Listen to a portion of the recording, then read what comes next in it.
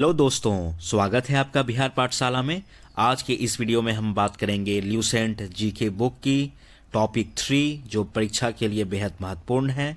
तो वीडियो को अंत तक जरूर देखें। लेक्चर 3 में हम पढ़ते हैं यजुर्वेद के बारे में। यजुर्वेद, जैसा हम जानते हैं 4 वेद हैं, उसमें यजुर्वेद हमने ऋग्वेद का पिछले लेक्चर्स में देखा था। आज यजुर्वेद में देखते हैं। स्वर पाठ के लिए मंत्रों तथा बलि के समय पालन किए जाने वाले नियमों का संग्रह यजुर्वेद कहलाता है। इसमें क्या है, जो नियम है, बलि के समय का नियम और पाठ मंत्रों का संग्रह को यजुर्वेद कहते हैं। इसके पाठकर्ता को अर्धवर्यु कहा जाता है। यजुर्वेद में यज्ञों के नियम और विधि विधान का वर्णन मिलता है। जो यज्ञ के नियम है और विधि विधान का वर्णन मिलता है। इसमें बलिदान की विधि का भी वर्णन है। बलिदान की विधि का वर्णन है, कैसे बलिदान देना है। यह एक ऐसा वेद है जिसमें गद्य और पद दोनों रूपों में मिलता है। गद्य और पद दोनों रूपों में मिलता है। साम वेद, साम का अर्थ है गान या गीत होता है। साम का अर्थ है गान और गीत। साम का अर्थ है गान और गीत। इसमें मुख्यतः यज्ञों के अवसर पर गाए जाने वाले मंत्रों का संग्रह है। जब यज्ञ होती थी उस समय यज्ञों के अवसर पर जो गाए जाते थे उनके मंत्रों का संग्रह सामवेद कहलाता है। इसके पाठकर्ता को उद्गाता कहते हैं। संग्रह ऋग्वेद पर आधारित है। इसमें 1810 सूक्त हैं जो अधिकांश ऋग्वेद से लिए गए हैं। सामवेद में कितने सूक्त हैं? 1810 सूक्त हैं, अधिकांश ऋग्वेद से लिए गए हैं। इसे भारतीय संगीत का जनक भी कहा जाता है। सामवेद भारतीय संगीत का जनक। यजुर्वेद और सामवेद में किसी विशेष ऐतिहासिक घटना का वर्णन नहीं मिलता। ऐतिहासिक चीज़ों का वर्णन नहीं मिलता है। इसमें मंत्र हैं, कुछ नियम्स बताए गए हैं। यज्ञ के टाइम पर गाए जाने वाले उच्चारण, मंत्रों का उच्चारण मिलते हैं, लेकिन कोई भी ऐतिहासिक घटना का वर्णन नहीं मिलता है। चौथी वेद के बारे में जानते हैं, अथर्ववेद। यह वेद अथर्व ऋषि द्वारा रचित माना जाता है। किनके द्वारा माना गया है? अथर्व ऋषि द्वारा रचित माना गया है। इसमें 731 मंत्र हैं तथा लगभग 6000 पद हैं। इसके कुछ मंत्र ऋग्वेदों के मंत्रों से भी प्राचीन माने जाते हैं। इससे ये पता चलता है कि अथर्ववेद सबसे नया है, लेकिन इनके कुछ मंत्र ऋग्वेदों से भी पुराने हैं। औषधियों का सबसे पहला उल्लेख अथर्ववेद में ही मिलता है। जो जिस तरह से म्यूजिक का मिलता है सामवेद में, तो औषधियों का सबसे पहला उल्लेख अथर्ववेद में मिलता है।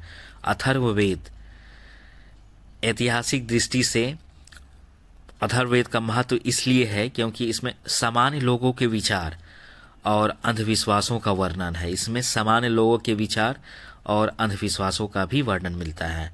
इसमें पृथ्वी सूक्त अथर्ववेद का महत्वपूर्ण सूक्त माना जाता है। कौन से सूक्त हैं? पृथ्वी सूक्त अथर्ववेद के सबसे इम्पोर्टेंट सूक्त हैं पृथ्वी सूक्त। अथर्ववेद में मानव जीवन के कई पहलुओं के वर्णन मिलते हैं।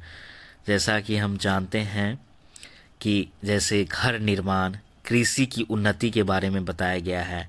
व्यापारिक मार्गों का ज्ञान, रोगों का उपचार, विवाह और प्रेम गीत, राजनीति और राजा का चुनाव।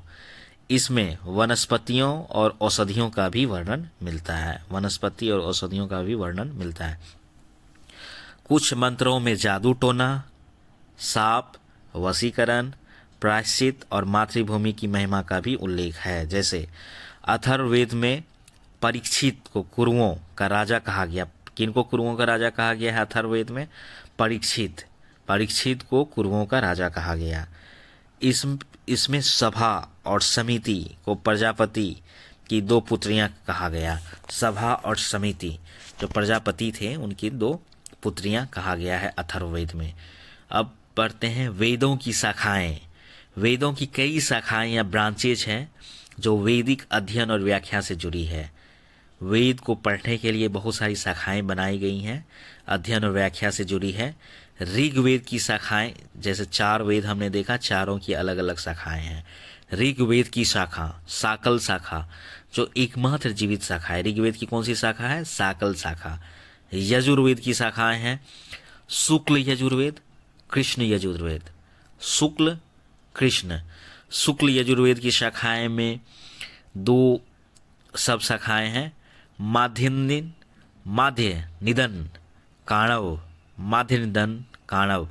और कृष्ण यजुर्वेद की 4 शाखाएं हैं, काठक, कपिस्थल, मैत्रेयानी, तैत्तिरीय। क्या क्या है कृष्ण यजुर्वेद की शाखाएं? काठक, कपिस्थल, मैत्रेयानी और तैत्तिरीय।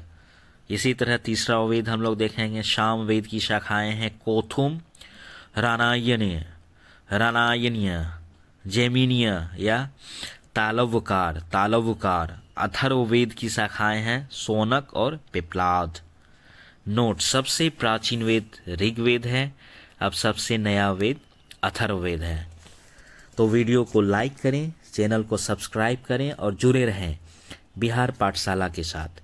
जय हिंद, जय बिहार।